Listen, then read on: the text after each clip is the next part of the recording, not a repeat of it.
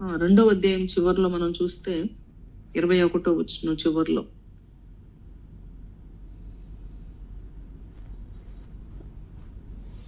కొండలు ఆయన భీకర సన్నిధి నుండి, ఆయన ప్రభావం మహత్యము నుండి, కొండల గుహలోను బండ బీటల్లోను దూరవలనన్న ఆశతో నరులు తాము పూజించుటకై చేయించుకుని వెండి విగ్రహములు సువర్ణ విగ్రహములను ఎలుకలకు గబ్లములకు పారవేయుదురు.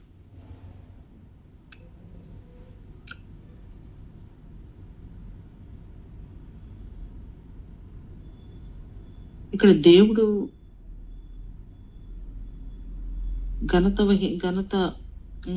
దేవుడు మాత్రమే ఘనత వహించే వాడిగా, మనము దేవునికి వ్యతిరేకంగా మనం ఏం చేసినా ఏం సంపాదించుకున్నా వాటి వలన మనకి మేలు అనేటట్లుగా మనకి ఏం కనబడట్లేదు. సంపాదించుకోవద్దు అని కాదు. ఇక్కడ దావీదుకి రాజులకి సైతం దేవుని యొక్క రాజులకు సంబంధించిన మనము చూస్తే వాళ్ళు ఎక్కువగా సంపాదించుకోవద్దు. గుర్రాలను వాళ్ళు రాజులు, కానీ అయినా సరే వాళ్ళు ఎక్కువగా సంపాదించుకోవద్దు, ఎక్కువ గుర్రాలను పెట్టుకోవద్దు, లేకపోతే వీటిని ఎక్కువ సంపాదించుకోవద్దు.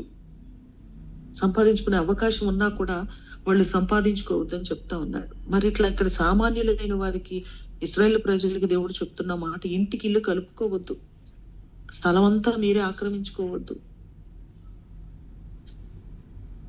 మొన్న ఒక ఆమె వచ్చింది,